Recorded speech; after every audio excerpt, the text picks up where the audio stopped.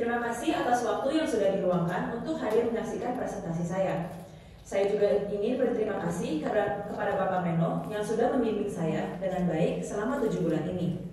Saya, Phoebe Cili Satyawaki, akan menyampaikan karya ilmiah saya yang berjudul Dampak Sikap Abai Terhadap Kesadaran Politik Indonesia Siswa SMA Kristen Swasta di Bandung. Pada bulan Agustus 2024, dikeluarkan peringatan darurat Garuda Biru. Peringatan ini berlatar belakang revisi Undang-Undang Pilkada di Parlemen. Dalam proses merancang kebijakan, ada beberapa hal yang harus dipertimbangkan oleh pihak pemerintah. Salah satunya adalah suara rakyat. Namun, terlihat dari kasus ini bahwa masyarakat tidak puas dengan keputusan Dewan Perwakilan Rakyat dalam revisi Undang-Undang Pilkada. Meskipun kasus ini sempat menjadi topik yang cukup panas di media sosial, isu ini tidak banyak dibicarakan di kalangan siswa SMA Kristen swasta, seolah mereka tidak peduli dan mengabaikan masalah politik di negara mereka sendiri. Tentunya akan muncul pertanyaan seperti, mengapa politik penting? Bagi warga, politik ibarat gravitasi. Disadari maupun tidak, gravitasi akan tetap ada dan mempengaruhi kehidupan sehari-hari. Maka dari itu, tentu lebih baik untuk mengerti apa yang membentuknya daripada tidak sama sekali. Kutipan terkenal dari George Orwell mengatakan, all issues are political issues. Semua isu merupakan isu politik. Ironisnya, begitu banyak masyarakat Indonesia, terutama di kalangan siswa SMA Kristen swasta, memiliki sikap abai terhadap hal ini. Saya memilih topik ini dengan tujuan untuk meningkatkan kesadaran mengenai pentingnya pengetahuan politik siswa SMA. Topik ini bersangkutan dengan P5, yaitu suara demokrasi. Seperti yang dikatakan oleh Totok Suprayitno, Kepala Kemendikbud, mengutamakan sejarah sebagai bagian penting dari keragaman dan kemajemukan serta perjalanan hidup bangsa Indonesia pada saat ini dan yang akan datang. Karya ilmiah ini akan dibatasi oleh pertanyaan, bagaimana dampak sikap abai terhadap kesadaran politik siswa SMA Kristen swasta di Bandung. Menurut Winarini Wilmar, sikap abai merupakan sikap menghindar dari suatu masalah karena munculnya kekhawatiran akan memburuknya keadaan yang sedang dialami.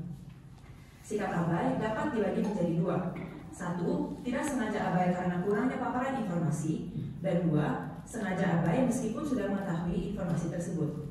Ironisnya, culture of ignorance atau perilaku abai sering luput dari perhatian masyarakat. Padahal hal ini sangat sering dijumpai dalam kehidupan sehari-hari. Kesadaran atau consciousness berasal dari kata Latin conscio yang dibentuk dari kata cum yang berarti dengan dan sio yang berarti tahu. Politik berasal dari bahasa Yunani polis yang berarti kota. Kata polis ini juga menjadi akar dari kata politikos, kewarganegaraan, dan politika tekna.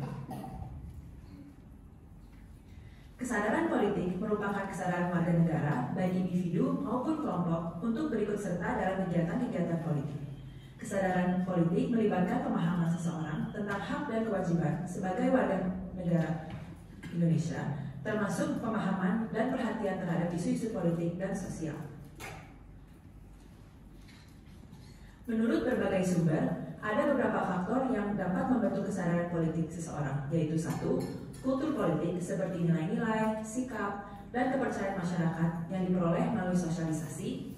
Dua, revolusi dan perubahan budaya yang terjadi di masyarakat. Tiga, tingkat pendidikan dan intelektual.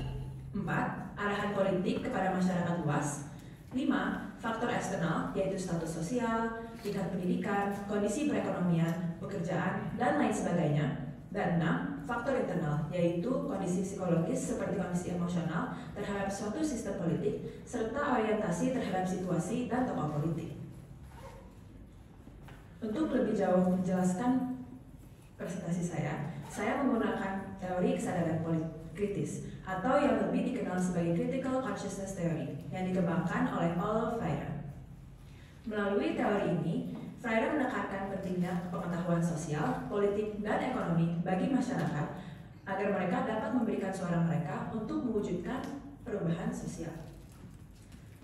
Selain itu, saya juga menggunakan Peraturan Menteri Dalam Negeri Nomor 36 Tahun 2010 tentang pedoman fasilitasi penyelenggaraan pendidikan politik Bab 1 Pasal 1 Nomor 5 yang menyatakan bahwa pendidikan politik adalah proses pembelajaran dan pemahaman tentang hak, kewajiban, dan tanggung jawab setiap warga negara dalam kehidupan berbangsa dan bernegara.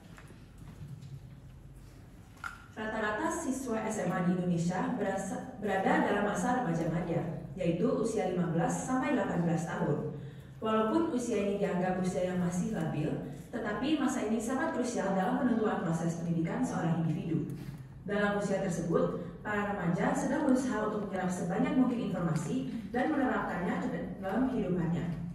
Oleh karena itu, pada usia ini sangat mudah untuk menanam konsep tentang berbagai hal yang baru. Remaja yang saat ini berusia 15 sampai 18 tahun tergolong ke dalam generasi Z, yaitu generasi yang lahir pada tahun 1997 sampai 2012. Generasi ini hidup di masa teknologi sudah semakin canggih. Salah satu buah teknologi yang hari ini menjadi bagian yang sangat besar dalam kehidupan generasi Z adalah media sosial. Melalui algoritma media sosial yang menayangkan konten-konten singkat, remaja ini dapat memperoleh begitu banyak informasi yang berbeda di waktu yang sangat singkat. Hal ini menyebabkan rentang perhatian yang pendek. Menurut data statistik, rata-rata rentang perhatian Gen Z adalah sekitar 8 detik, kurang lebih sama seperti ikan mas. Dari teori-teori tersebut, saya membuat hipotesis bahwa kurangnya paparan tentang politik di sekolah mengakibatkan timbulnya sikap abai siswa SMA Kristen swasta terhadap politik Indonesia.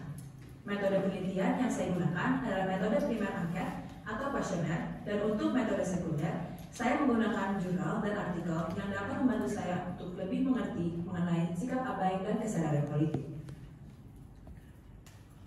Data primer. Grafik di kanan merupakan kelas responden yang mengisi angket. Terlihat bahwa 45,9% adalah kelas 11 dan 24,3% adalah kelas 12. Hal ini membuktikan bahwa mayoritas responden sudah berumur 17 tahun ke atas dan sudah bisa menggunakan suaranya dalam berpartisipasi sebagai warga negara.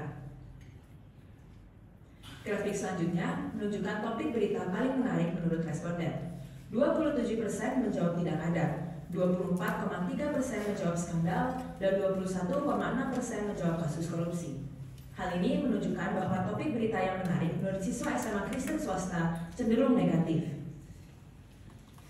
Lalu, dalam grafik ini terdapat seberapa sering responden mendengar atau melihat berita. Mayoritasnya, sebanyak 78,4%, hanya mendengar atau melihat berita jika ada kasus panas. Dan dari sini, terlihat bahwa mayoritas siswa SMA Kristen swasta tidak menganggap pengetahuan politik sebagai hal yang penting. Grafik keempat menunjukkan platform atau media yang digunakan responden untuk mencari tahu mengenai berita. Data menunjukkan bahwa mayoritas siswa SMA Kristen swasta sebanyak 75% menggunakan media sosial sebagai sumber mereka. Sumber yang tidak selalu kredibel dan opini mereka dapat tergiring dengan sangat mudah. Selanjutnya, grafik ini menunjukkan opini responden tentang dampak kesadaran politik terhadap kehidupan sehari-hari mereka. Mayoritasnya, sebanyak 80,6% merasa terdampak dengan alasan bahwa kesadaran politik memberi mereka informasi tentang negara dan keadaan pemerintah. Selain itu, kesadaran politik juga membuat mereka semakin sadar dengan masalah-masalah yang sedang terjadi di Indonesia, sehingga dapat lebih bijak lagi memilih pemimpin negara atau kota dan sebagainya.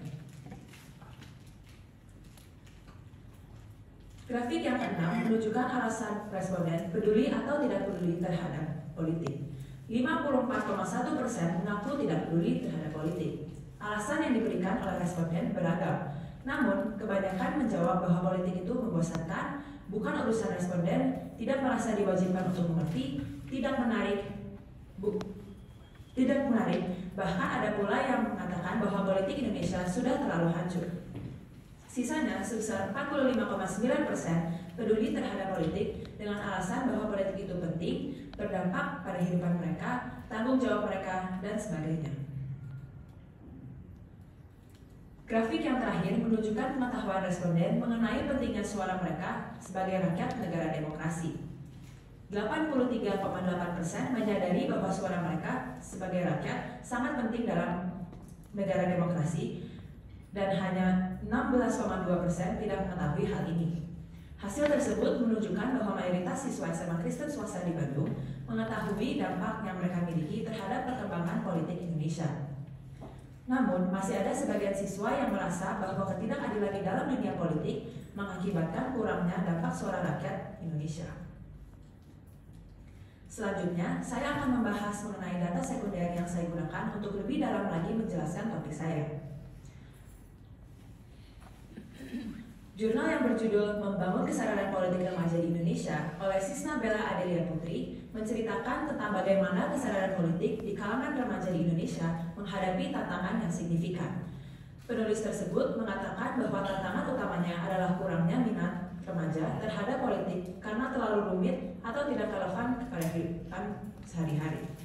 Ketidaktertarikan ini diperparah oleh kesenjangan pendidikan, di mana sekolah-sekolah tidak memberikan pendidikan kewarganegaraan yang memadai, sehingga meninggalkan kekosongan dalam memahami mekanisme politik dan dampaknya.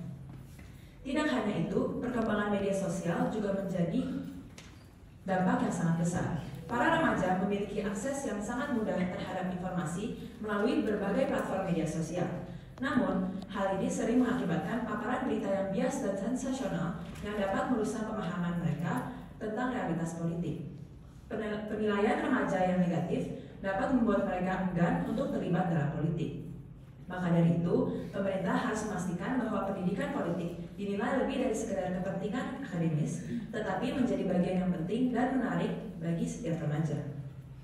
Selanjutnya, artikel yang berjudul Mengapa Anak Muda Harus Memiliki Kesadaran Politik oleh Rangga Setio Wardana dan Kristiana D. Putri menjelaskan pentingnya kesadaran politik bagi remaja. Menurut Rangga dan Kristiana, terdapat beberapa alasan mengapa anak muda harus memiliki kesadaran politik, yaitu 1. Meningkatkan sikap toleransi dalam masyarakat. Di dalam dunia politik, pasti akan ada perbedaan perspektif, opini, dan pandangan yang dapat memicu konflik. Hal ini dapat diminimalisir dengan kesadaran politik masyarakat yang cukup. Memiliki kesadaran politik dan bertoleransi berarti mengetahui dan mengerti sebuah topik secara menyeluruh, bukan hanya menyimpulkan secara bias. Yang kedua, mengkritik kebijakan secara objektif. Politik sangat berdampak terhadap kehidupan sehari-hari. Maka dari itu, sangat penting bagi masyarakat untuk dapat mengkritik kebijakan pemerintah secara lebih objektif. Yang ketiga, memilih pemimpin yang berkualitas. Untuk memilih pemimpin bangsa yang berkualitas, masyarakat harus berhikmat dan memiliki kesadaran politik. Hal ini sangat penting karena dampak seorang pemimpin sangat besar bagi masa depan negara. Setelah mendapatkan hasil dari penelitian saya, dapat disimpulkan bahwa sikap abai memiliki dampak yang buruk terhadap kesadaran politik. Sikap abai tersebut dapat disebabkan oleh beberapa hal seperti citra politik Indonesia yang buruk, kurangnya pendidikan kewarganegaraan yang memadai, serta penyebaran informasi yang bias mengenai politik di media sosial. Sikap abai tersebut dapat menimbulkan kesadaran politik yang rendah dan mengakibatkan rendahnya partisipasi politik dari masyarakat seperti perilaku golput, kurangnya orang-orang yang mencalonkan dirinya sebagai pemimpin daerah, dan kesenjangan yang semakin jauh antara rakyat dan pemerintah. Seperti yang dikatakan oleh Paulo Freire, pengetahuan politik, sosial, dan ekonomi sangat penting bagi masyarakat agar mereka bisa memberikan suara mereka untuk mewujudkan perubahan sosial. Jika masyarakat tidak sadar politik dan abai, mereka tidak bisa memberikan suara mereka. Lantas, takkan ada perubahan sosial. Perubahan sosial ini berupa kebijakan politik, dan saat merancang kebijakan politik, suara rakyat menjadi faktor penentu yang sangat kuat. Secara keseluruhan, dapat disimpulkan bahwa hipotesis yang mengatakan bahwa kurangnya paparan tentang politik di sekolah mengakibatkan timbulnya sikap abai siswa SMA Kristen swasta terhadap politik Indonesia terbukti oleh data-data yang diperoleh. Namun, ada beberapa faktor lain yang menyebabkan sikap abai siswa SMA Kristen swasta, yaitu citra politik Indonesia yang buruk dan penyebaran informasi politik yang bias di media sosial. Demokrasi dapat diartikan sebagai government of the people, by the people, and for the people, yang bermakna bahwa rakyat menempati posisi yang penting untuk menentukan arah kebijakan negara. Pemerintah datang dari rakyat. Rakyat yang sadar politik akan menghasilkan pemerintah yang sadar politik, dan sebaliknya. Untuk mengubah pemerintahnya, ubah dulu rakyatnya. Demikian presentasi saya. Terima kasih atas perhatian Anda. Mohon maaf bila ada kata-kata yang kurang berkenan. Terima kasih, Tuhan berkati Anda dan Indonesia kita tercinta.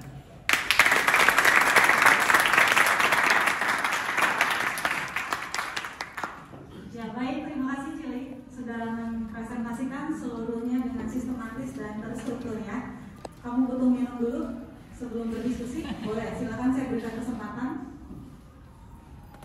Terlebih dahulu, Mr. Hans punya waktu kurang lebih 10 menit, silakan.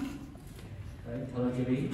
Saya sudah baca semuanya, sudah mendengar juga presentasinya sangat baik, strukturnya bagus, bisa dibilang sangat runut ya, bahkan bisa dilihat dari definisinya juga satu persatu didefinisikan, itu bagus sekali. Ada beberapa mungkin bisa dibilang pertanyaan yang lebih receh. Saya penasaran aja kalau untuk yang satu itu all issues are political issues, itu ngambilnya dari essay-nya George Orwell mana ya? Dari Pedagogy of Theocracy. Oke, ya. Thank you Cili. Terus ini ada satu yang cukup menarik juga karena ini ada di bagian cukup depan.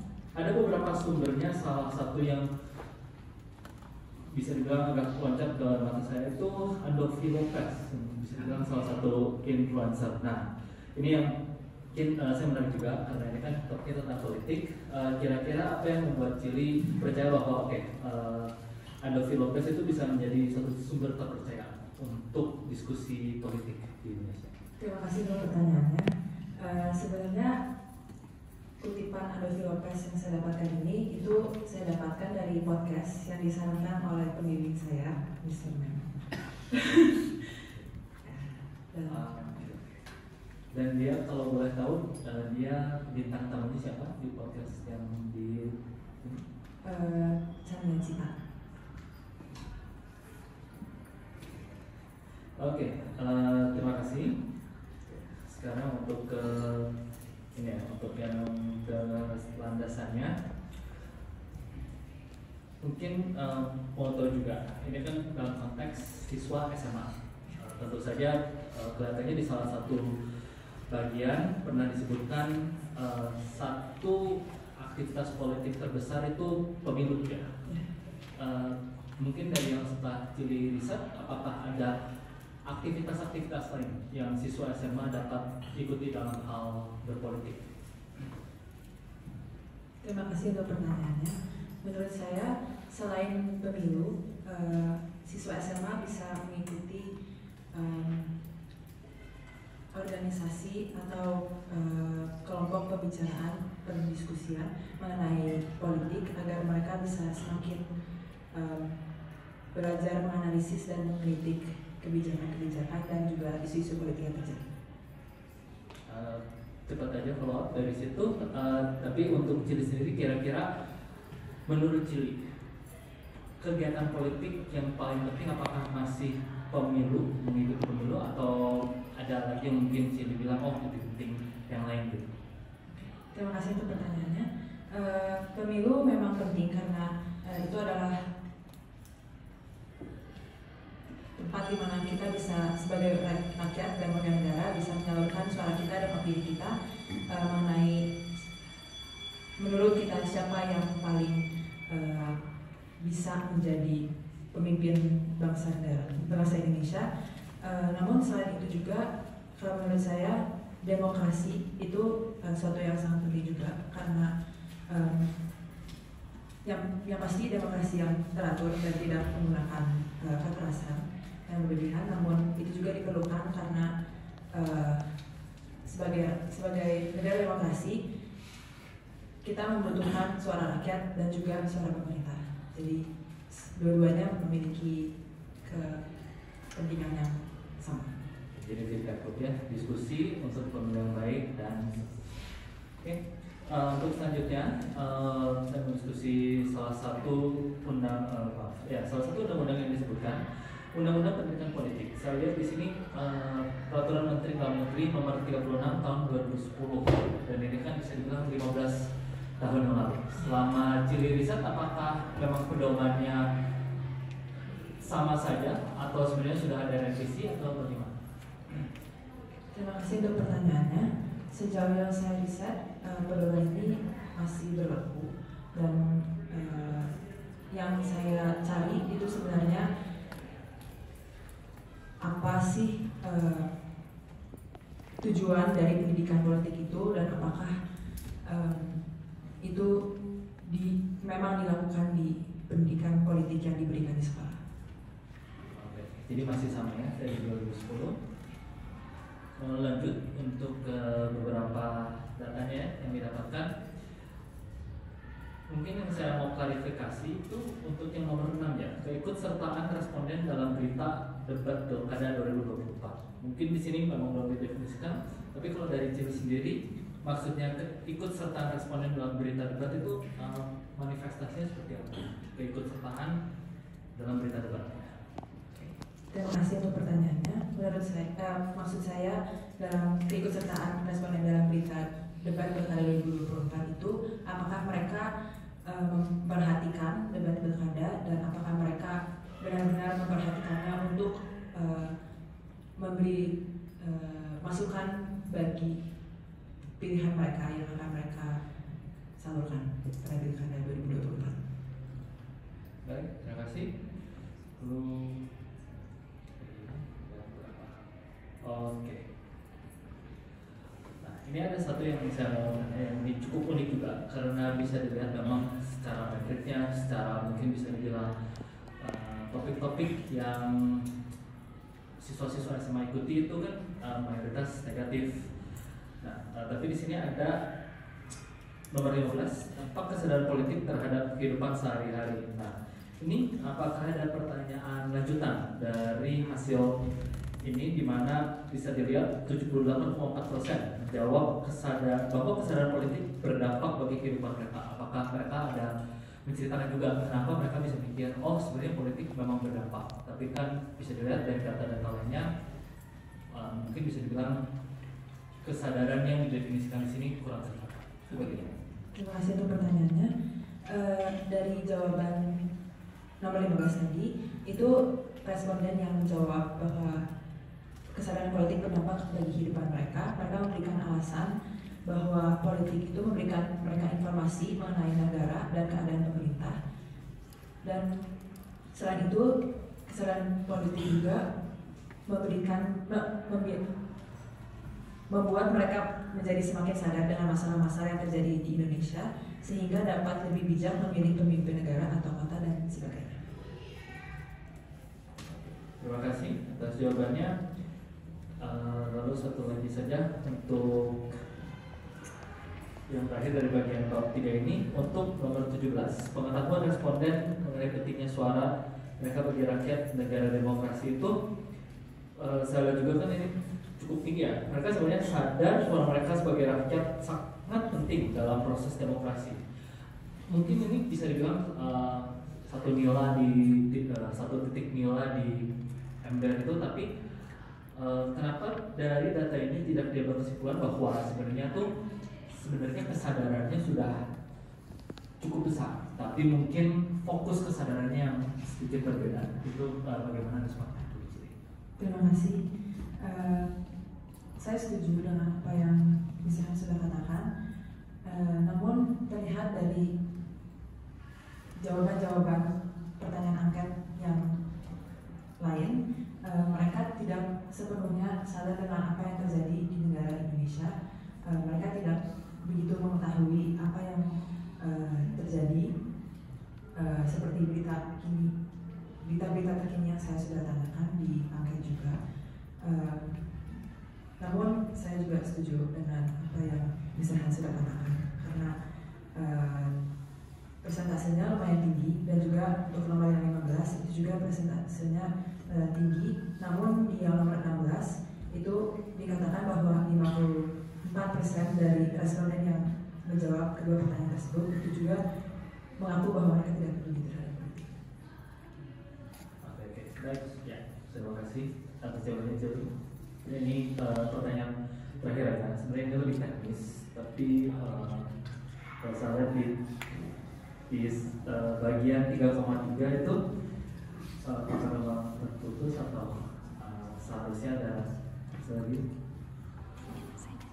3,3. Mungkin kalau bisa juga disimpulkan lagi karena saya melihat di naskahnya ini kelihatannya kurang lama. Sebentar.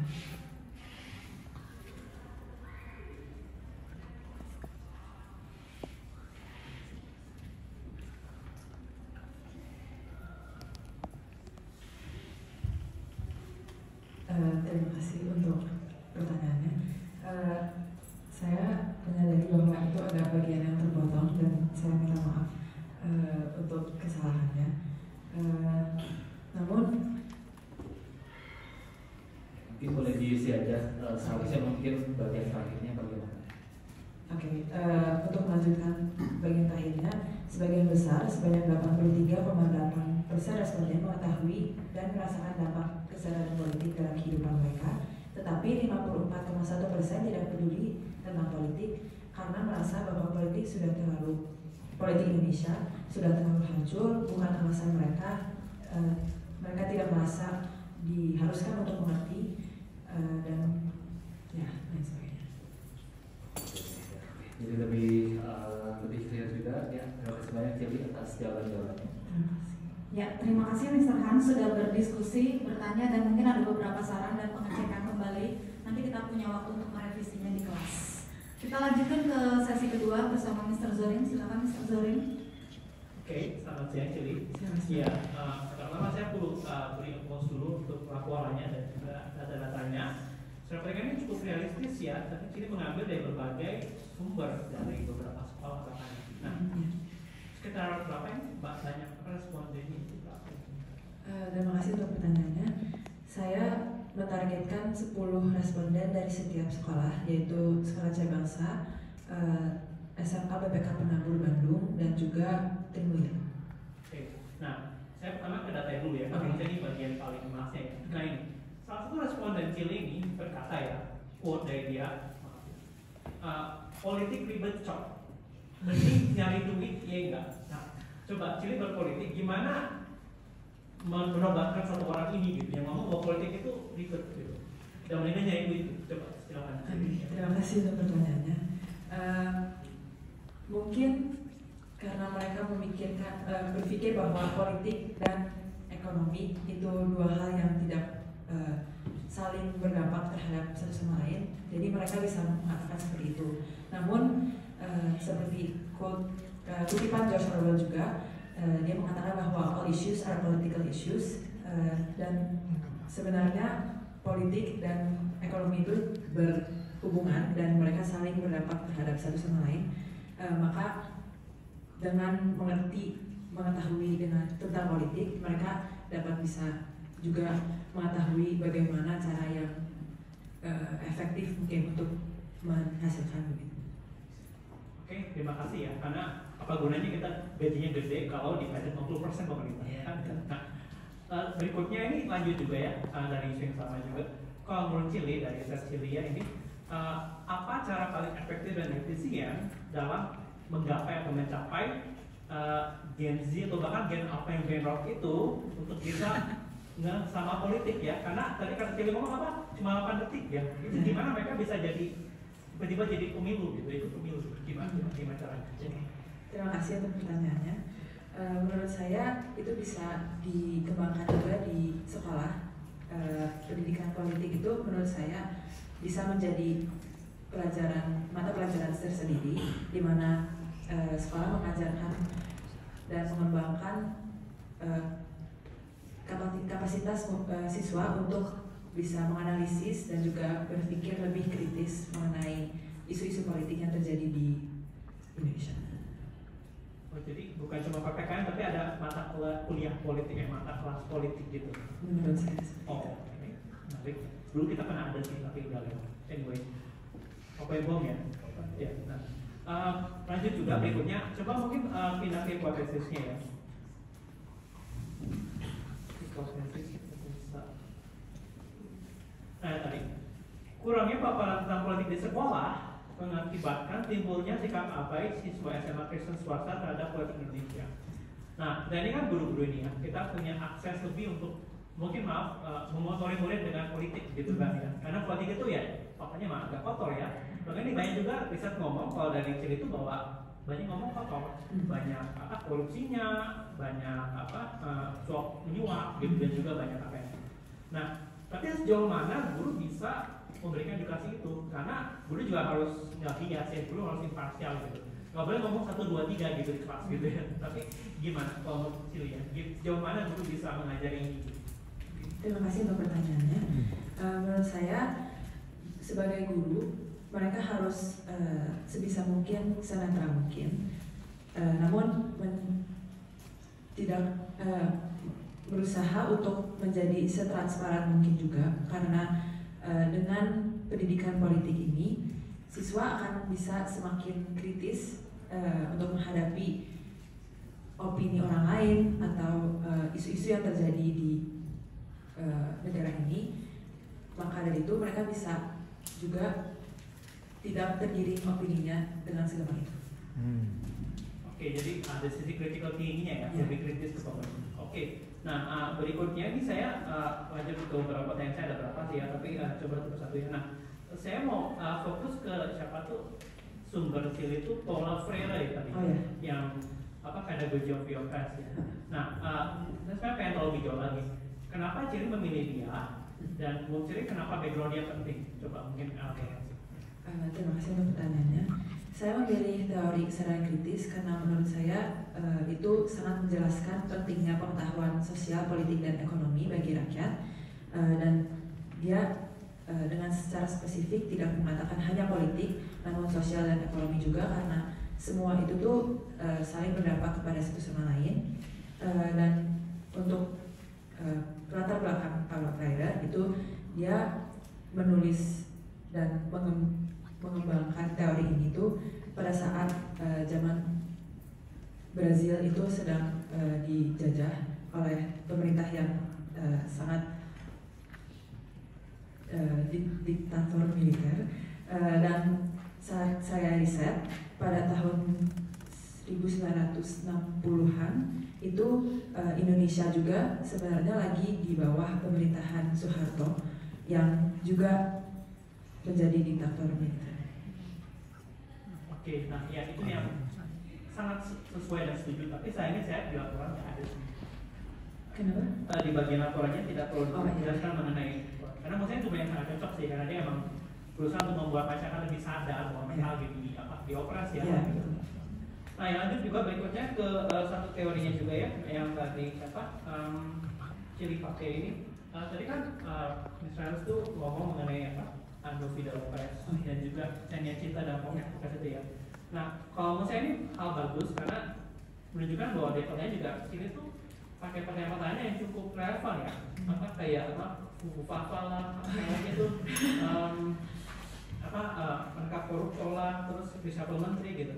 Justru ini yang menurut saya tuh sesuai ya, karena mungkin orang buka sosial media ya. Kan ada yang ngomong ya, dia sekarang itu sleep, study, scroll ya. Jadi ketika mereka buka scroll, buka kayak video, taunya ada berita-berita nggak enak ya. Nah, kalau Chile berpikiran nggak mungkin ke depannya jadi kayak influencer politik gitu sampai orang mungkin jadi lebih lebih ngerti politik itu. Gimana kalau menurut Chile? Terima kasih untuk pertanyaannya. Sebenarnya saya sering berbicara mengenai politik dengan mama saya, dan saya sebenarnya sangat menyukainya karena menurut saya seru. Namun ada beberapa sisi yang mungkin bisa dibilang negatif dalam bekerja di lapang yang sangat terkait dengan politik, karena pasti banyak orang-orang yang setuju atau tidak setuju, dan walaupun senetral mungkin yang saya usahakan, saya menyebarkan informasi, namun pasti tetap terpengaruh oleh opini saya sendiri. Oke, makasih. Ya, semoga ini OTW Menteri Pemuda Remaja amin. Nah, tolong buka ke judulnya, ini pertanyaan terakhir ya. Nah, ini dampak sikap abai terhadap kesadaran politik Indonesia sesuai tema Kristen swasta di Bandung. Nah, ini kan tadi sia-sia, biblical movie dan semacamnya. Nah, kalau menurut Chile dan studi selama ini Chile di Jakarta, kenapa seorang Kristen tuh harus berpolitik? Kalau menurut Chile gimana? Ini lepas saja ya, silakan. Terima kasih atas pertanyaannya. Menurut saya sebagai orang Kristen, seperti yang dikatakan di kitab Roma oleh Paulus, itu kita harus tetap tunduk kepada pemerintah yang sudah diutus oleh Tuhan. Jadi bagaimanapun pemerintah atau pemimpin bangsa Indonesia itu pasti diutus oleh Tuhan. Namun sebagai rakyat yang memiliki kapasitas untuk berwarga negara, kita juga memiliki tanggung jawab untuk menjadi lebih kritis dan juga menyalurkan suara kita untuk mewujudkan perubahan sosial. Oke, makasih. Saya harap sih ada Miss Abigail ya di sini. Ini juga bagus sekali. Nah, dari saya sih sudah. Sekarang ini mungkin ada audiens yang bertanya mungkin. Terima kasih ya. Terima kasih. Terima kasih Mr. Zorin. Menyambung kata-kata Mr. Zorin, ada dari audiens yang mau bertanya? Oke, Reva, silakan berdiri Reva.